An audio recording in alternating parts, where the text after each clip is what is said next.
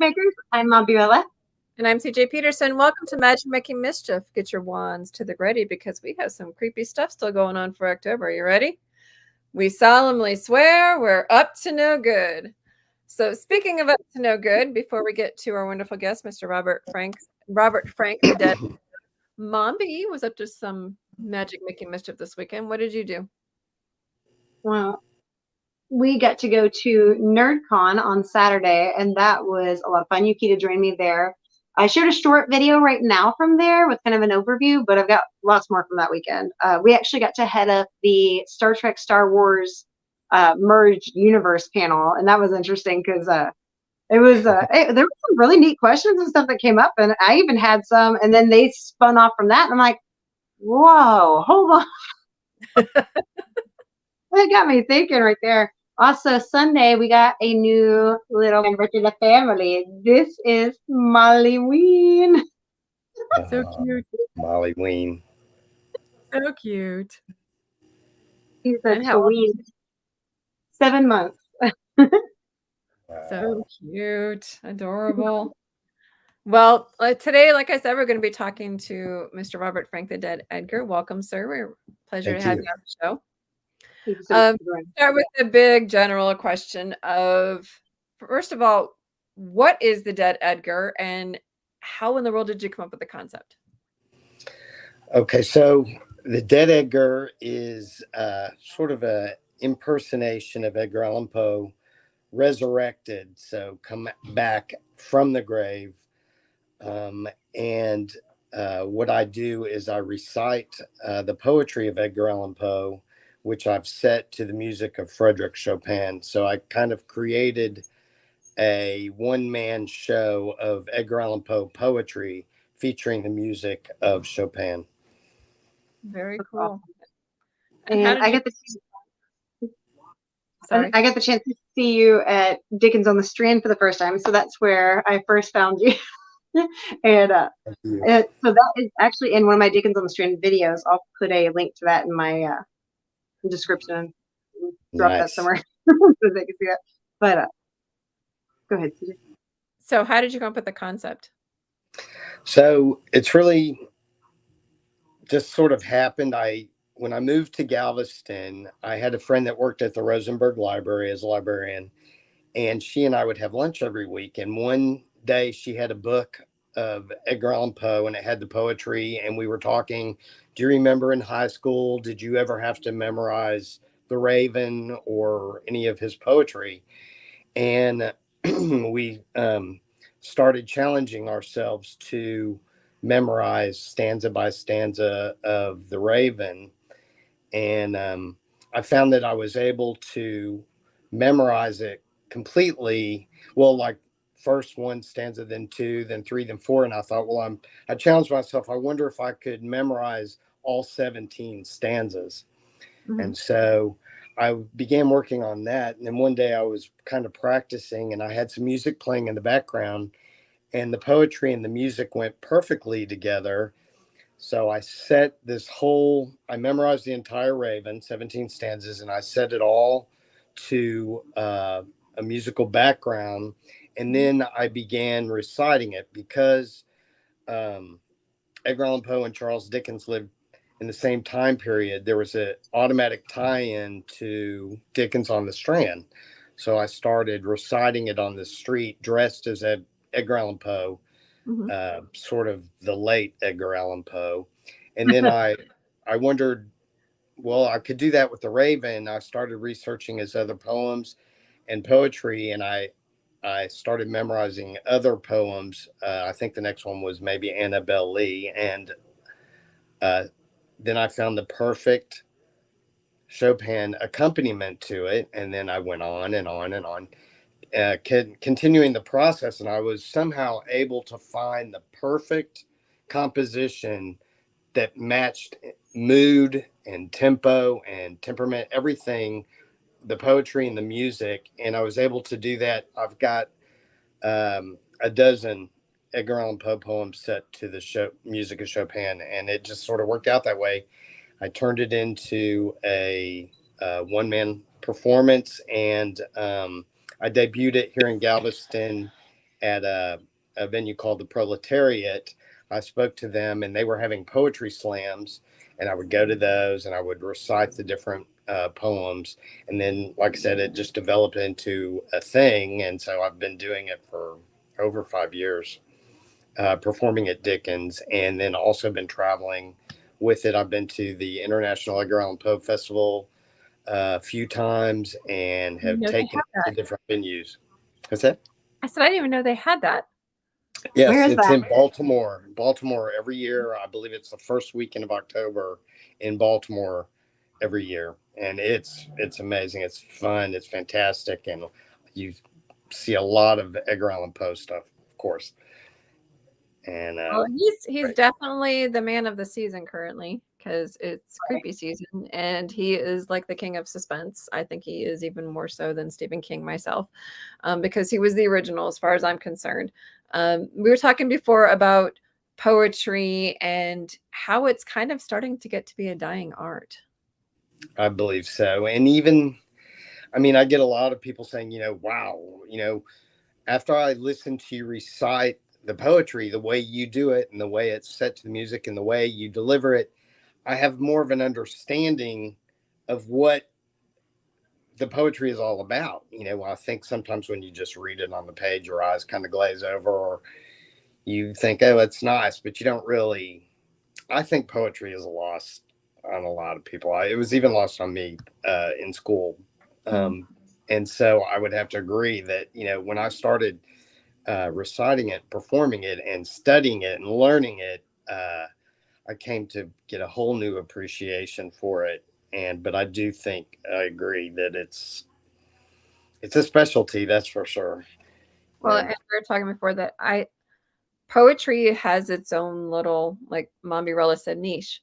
And a lot of that can be converted to music to make songs. And I think more so than ever that we need a lot of original poetry to create original songs because everybody's just remaking everything.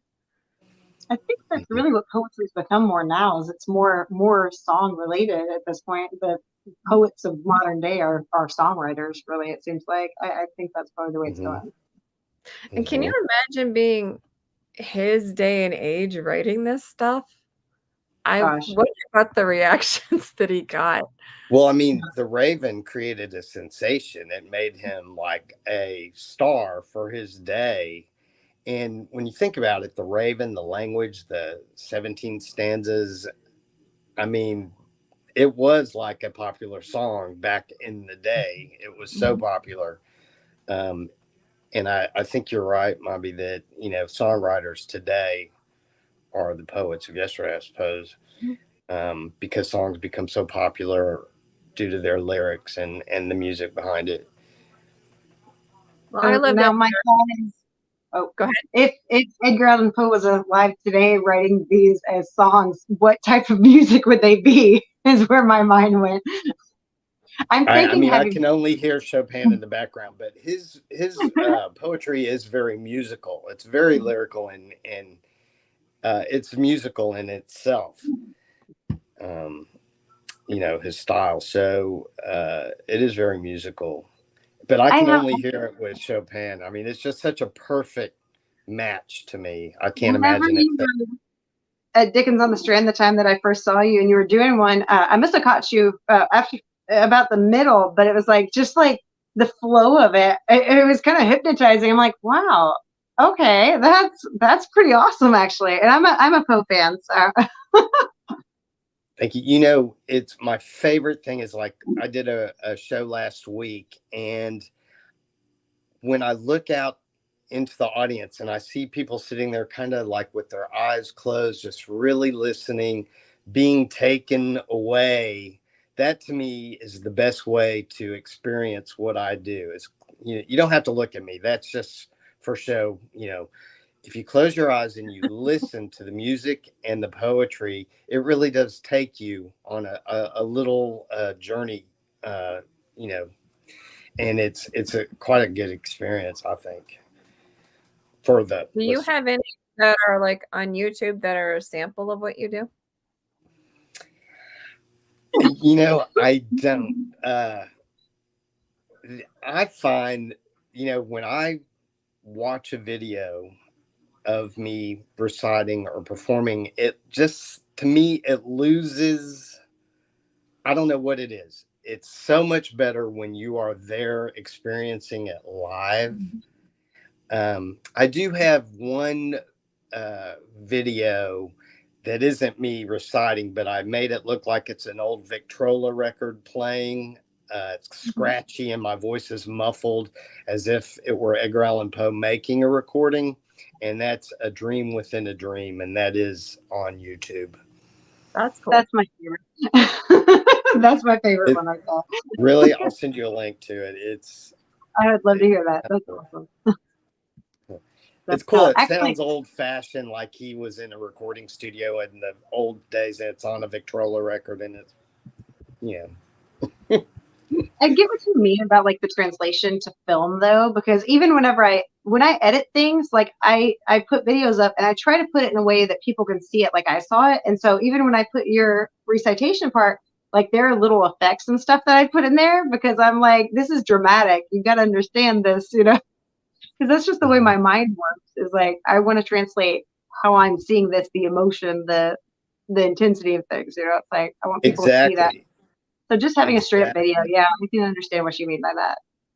I mean, because it's a collective experience when we're all in the same room and I'm taking everybody on this journey.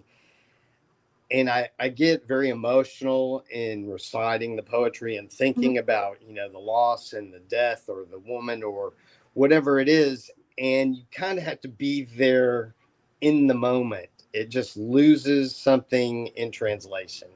Well, it does. Yeah. The costume and the looking like Edgar Allan Poe to me is secondary. As I said, like when you close your eyes and you listen, that's the most important thing to me is the poetry and the music and the message coming through and all of that. So I don't post a lot of. I was just wondering for like samples to get the word out about you because something like this to me is definitely needed. And I wholeheartedly agree that live is obviously always better than video, but it kind of like a little sort of video business card, so to speak, so we can kind of get the word out a little bit more. When you get the link, let me know. We can post it on both of our YouTube. Okay. So I can get that. Great. We did I'm sorry. I'd say something like this needs to get out because it's going to reignite the poetry that is within, especially these upcoming generations. It's kind of like slowly started to go down, and I think that might bump it back up. Mm-hmm. Unfortunately, my show this weekend in Dallas got canceled due to lack of sales. First time in 4 years. We've had really good turnouts, but this year, for some reason, I just got canceled today. So there's a big lack of interest. I don't know. But last weekend, I did a show here in Galveston, and it was amazing. We had a whole new setup. It was at the Lee Kempner Mansion, which is being renovated. It's this big Victorian mansion. And a friend of mine, Spooky Jen, who does ghost tours here, has a coffin, and we set it up like a funeral in the parlor.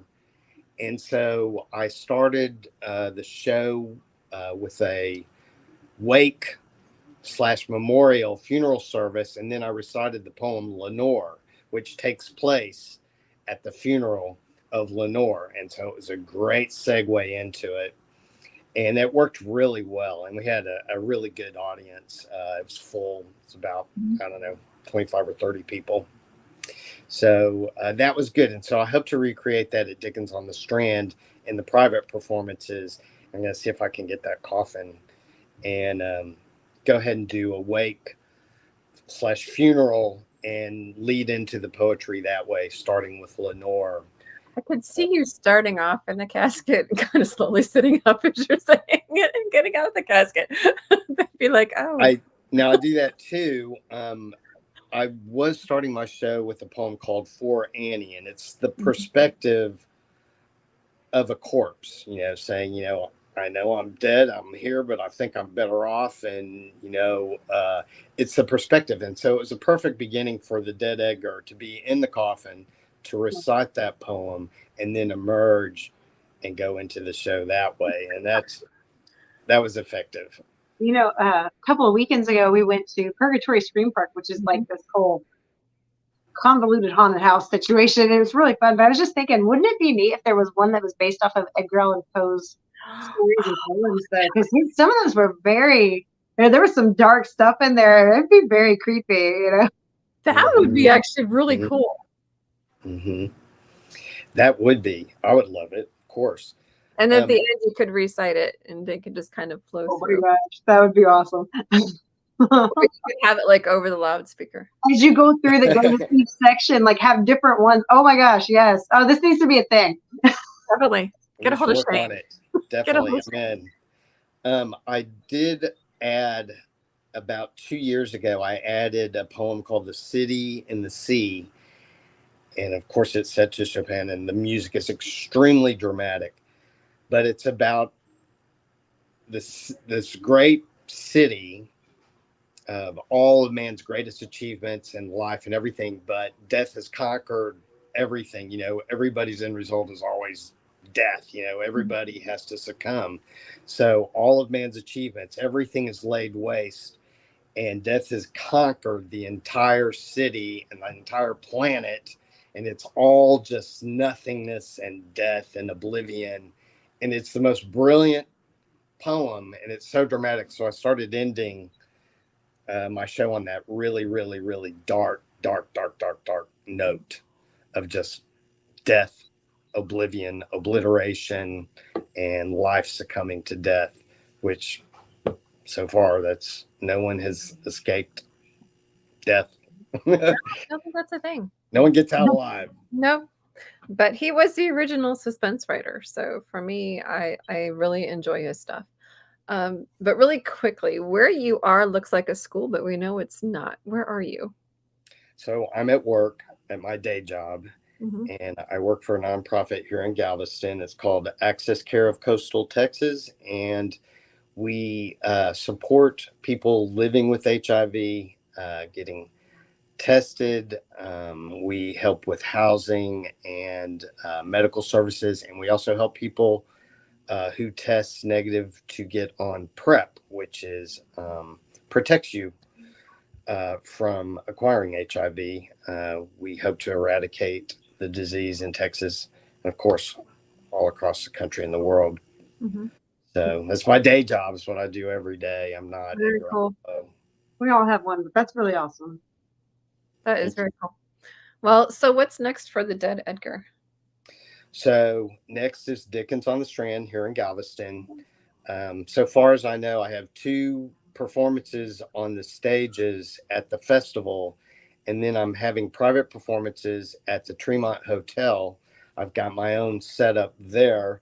I usually hang out at the Tremont anyway in between performances during Dickens. It's so much fun at the bar and all the people dressed in Victorian costumes, and it's so much fun. So this year I'm going to have my own little sideshow and do a private performance. So that's what's up next. That's December 2nd, that weekend. That's a Saturday. How do you get into the live performances? I mean, the private performances, sorry. Like, what do you mean? How do I prepare? I mean, like, how do people attend? What do they have to do to be able to attend is that like specifically for specific? Private? Yes. Oh, I'm sorry. I'm going to have event links on my Facebook page. There will be 4 private shows. Oh, no. Whoop. Technical difficulties. I'll have the links. It's all good. It's a little hiccup. Okay. And so that's they'll be able to buy tickets off Facebook. Awesome. Right now, the Facebook link is scrolling across the bottom of the screen. If you are listening or checking it on YouTube, it is also in the comments, but that's www.facebook.com/Edgar Allan Poe Performance. That's EDGAR ALLAN POE PERFORMANCE.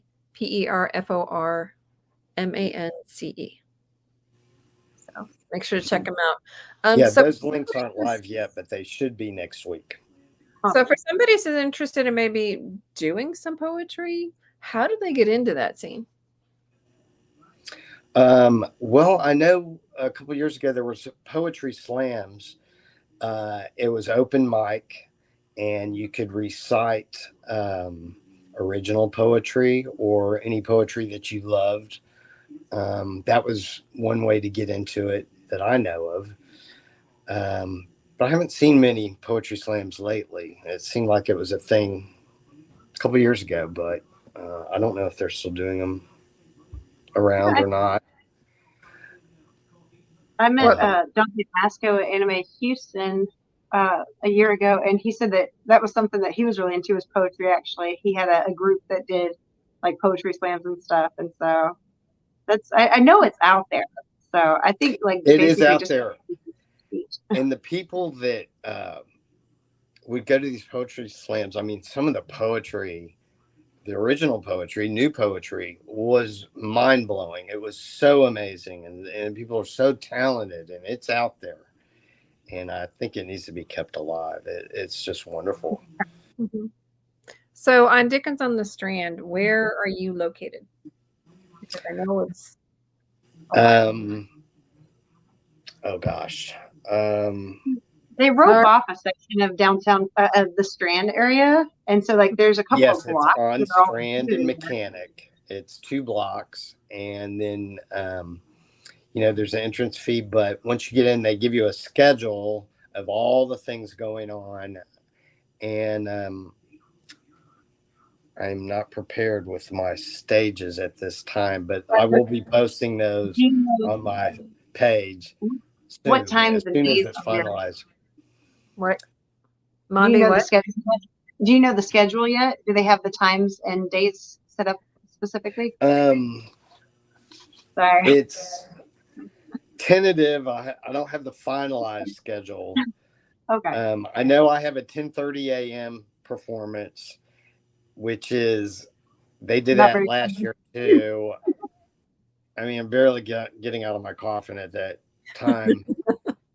So I dress a little differently, and it's a little more casual at 10:30. But I also have an 8:30 performance at night, and that's going to be really really good. I'm going to do City in the Sea. I'll probably do the Raven, Annabelle Lee, of course, and a few others. But that one's going to be really dramatic, and probably the first performance at 10:30 in the morning. I'll probably interact more with the audience, see what some favorites are, and get some feedback and kind of wing it with the poetry that the audience may want to hear if there's even anyone there at 10:30 in the morning seeing Edgar Allan Poe. But my private performances, they're going to start out mild and then end big, dramatic. So the best evening performance will be the 10 p.m. performance at the Tremont Hotel. That's going to be the best one, in my opinion, because I'm going to, pull out all the stops and do all the drama. So looking Very, forward to that. very cool. So is there anything you would like to add? We have about 5 minutes left. It would be great if anybody watching this who has any interest would contact me on Facebook, the Dead Edgar page. Um, I would also encourage them to look through my page because I do a lot of posts using artificial intelligence art to illustrate a lot of the poetry. And that's been really fun. But I'll have all the information for the performances for the Dead Edgar on that page, and all the performance times and links to tickets should be up by next week. Awesome. Well, you have been a treat to have on today. Thank you, sir. We appreciate Thank it. you so much. Thank you for Can I having me. comment one Huh? thing real quick? Yeah. What is your favorite Edgar Allan Poe? My favorite poem. Yeah. Um, it really is. Well, gosh, it's tough because it changes as I work on the different poems. But lately, it's been Lenore because, like I described, I've just started my show with that funeral service, and it really goes through a whole set of emotions of Guy DeVere, who's mourning the loss of his fiance, and I love that because the emotion is so strong. But really, my favorite is the City and the Sea. it's so bleak, and he paints such an incredible portrait, not using light but using shadow, and it blows my mind. So I would say, and plus with the music that I've selected, the Chopin is the Raindrops. It's just amazing. And it's very, very, very dark. So I would say that one is my favorite. Yeah, I wish I lived closer. I want to go see it. I hope you do. Hopefully, I'll get Yukita to go with me this year. This And year's I've going to been up be there. good because it's the 50th anniversary of Oh, Dickens nice. on the Strand. So Nice. it should be a good one. Celebrations are always fun milestones, so that should be pretty cool. Like I said, I wish I were closer, but Galveston's a little bit far away from OKC. In the meantime, those who do live near Galveston, make sure to check out Dickens on the Square. I believe it's the first weekend in December. Dickens on the Yes, Strand. it is. Yes, Yes, it is. first Dickens Strand. on the Strand. It starts Friday, December 1st and goes through Sunday, December 3rd. Okay, and there is an entrance fee. Is that for There's like an entrance fee, and then everything is included once you enter the festival. Okay, so is it like all weekend fee, or is it just like a per day fee, or is it both? It's a daily. Okay. Is it per day? I would encourage everyone to wear Victorian costumes, because the more you dress in the period and see people around you, because downtown Galveston was established at the turn of the century. I mean, it's all Victorian architecture, and when you see people dressed up in Victorian really cool, yeah. garb, I mean, it's like really going back in the past. It's like a dream. I've even seen them dressed as like characters from Charles Dickens, or Christmas Carol and stuff. Yes. It's really fun. Yes. Yeah, That's you see all of that, and plus the women in the big hoop skirts, and the gentlemen, and everyone's so dressed up, and it's so fancy, and it's coming towards Christmas, and so it's festive, and the spirit is really there. Definitely put you in the Christmas spirit for sure. Yes, it does for sure. Very cool. No, I'm super excited. And for those who enjoyed Dickens on the Strand, make sure to come down for the 50th anniversary and check out the Dead Edgar, who will be there performing live. In the meantime, next week on November 1st, we're going to be talking about RenFest, NerdCon, and Anime Houston. So do not miss it. Mommy? Love you guys. Thanks for joining us. Thank you so much for being here today, Robert. We really appreciate it. And thank y'all so much for having me. Appreciate it. Look forward to seeing you at Dickens on the Strand too. Definitely. Please let me know when you're there. Come up and talk to me. I will for sure. And if I catch you at the 10:30, I'll try to get you to do my favorite. Okay. What is your favorite? A Dream Within a Dream. That will definitely be included. Awesome. Okay. All right, guys. So get your wands to the ready, because till next time, mischief managed. Bye.